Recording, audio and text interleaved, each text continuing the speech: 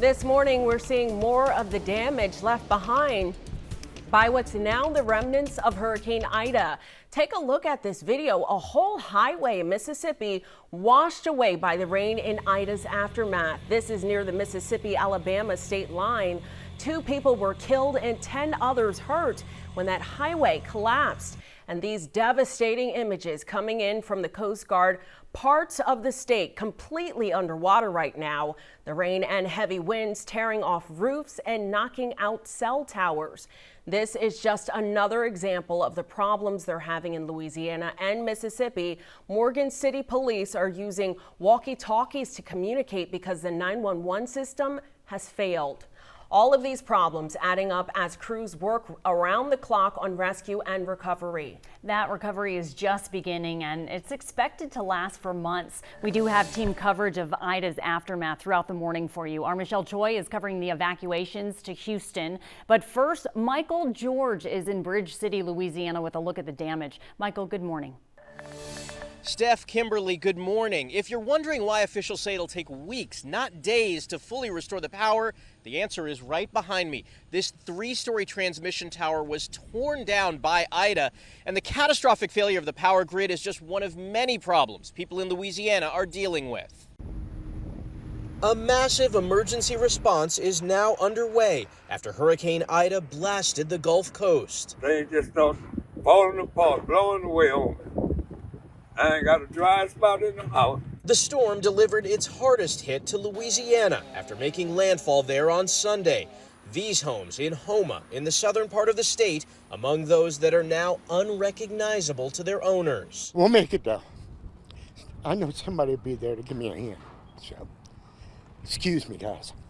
Residents who evacuated were urged to stay away while first responders look for survivors. Here in New Orleans, the mayor has said no one will be left behind, but people here will be left in the dark. The power in the metro area won't be restored for several days. Louisiana's levee system appears to have mostly held up against Ida. Its electrical grid did not. Over 1 million homes and businesses were left without power. And hospitals in Louisiana were already being stretched to the limit because of COVID. Now many are preparing for the possibility of having to perform surgeries on generator power. I'm Michael George in Bridge City, Louisiana. We'll send it back to you in Houston. Yeah, I didn't want to take the chance for sure. Michael George live for us in Bridge City this morning. Thank you for that. Hundreds of thousands of people evacuated from the storm. And as our Michelle Choi explains, that also includes college students. Michelle, Tulane University students are now heading to Houston. Yeah, Kim and Steph, good morning. Tulane University officials say they'll begin evacuating students from their campus in New Orleans starting at 10 this morning via bus. Now, this comes after the school announced it'll be closed for the next 2 weeks. Students who need help evacuating and a place to stay, the university is setting up a hub right here in Houston and will be providing free lodging and food until they can get back home, wherever that might be. The university sent out that alert to students yesterday evening. They say the reason for evacuating is to give the city time to repair and restore power and other critical services in the wake of Hurricane Ida. We're told classes are canceled through September 12th and will resume online starting September 13th through October 6th. Students will return to school in person starting October 11th following fall break. By the way, Tulane's football and volleyball team already evacuated a few days prior to the storm hitting. The football team went to Birmingham, Alabama. The volleyball team went to Tallahassee, Florida. Back to you. Michelle Choi, thanks. Take a look right now at this Louisiana's power grid. This is from Entergy's website showing just New Orleans, and every red line shows where the power is off. The whole city is out, and here is part of the reason why. A mangled mess of transmission towers blown apart and down power lines, some of which cross the Mississippi River. Louisiana's governor says nearly all of the southeastern part of the state is without power. That's more than 1 million homes and businesses in the dark. They're working to get the lights back on for everybody, but starting where it's needed most. There's going to be some priorities so that the most critical infrastructure comes up first.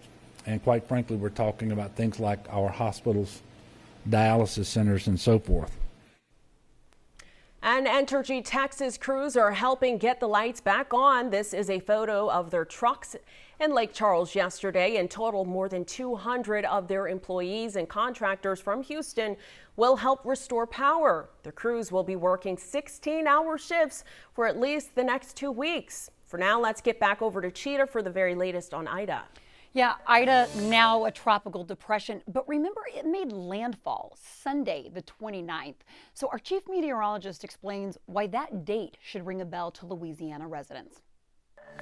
August 29th has become a very important date for landfalling hurricanes in southeast Louisiana. There have now been 3 hurricanes make landfall in almost the exact same spot, all on August the 29th. Ida on Sunday making landfall, Cat 4. Isaac in 2012 made landfall in the exact same spot, Cat 1. Katrina made landfall in almost the exact same spot, within 50 miles, as a Cat 3 in 2005. Pretty amazing, all hurricanes all on the same date. What does that tell us about the remainder of this hurricane season? Well, nothing set in stone. However, if you look back at those same years, you had the same landfall, same day. Katrina 05, that season ended up with 28 storms, 15 hurricanes. That was a record at the time. Isaac in 2012 had 21 named storms, 10 hurricanes that season, 2 very, very busy seasons. What about this year? Well, Ida just made landfall. So far, we've had 11 storms and 4 hurricanes, so we've got a lot of catching up to do if we're going to catch 05 and 2012, but the possibilities are there. We'll keep a very close eye on the rest of the season. And David, Paul, we are expecting an above average storm season, and that's already the case. Now, looking across the Atlantic, we are busy. One wave just off the coast of Africa now has a 90% chance of developing over the next 2 days. We are going to look at potential development here nearing the Yucatan over the next 5 days. We'll break this down, when we're expecting Larry to potentially form, and of course, our local forecast in just a little bit. I'll send it over to you, Steph. All right, Cheetah, we were really quiet to start off the morning. Things took a turn here, especially on the North Freeway. It's Accident Alley this morning. We had a big crash, didn't quite get a chance to recover, and then boom, right out of Montgomery County once again. Southbound side feeling the heat this morning. This is a 2-car crash at Parramatta. You've got the Hardy Toll Road as your alternate. Unfortunately, folks, you will have to pay to play today.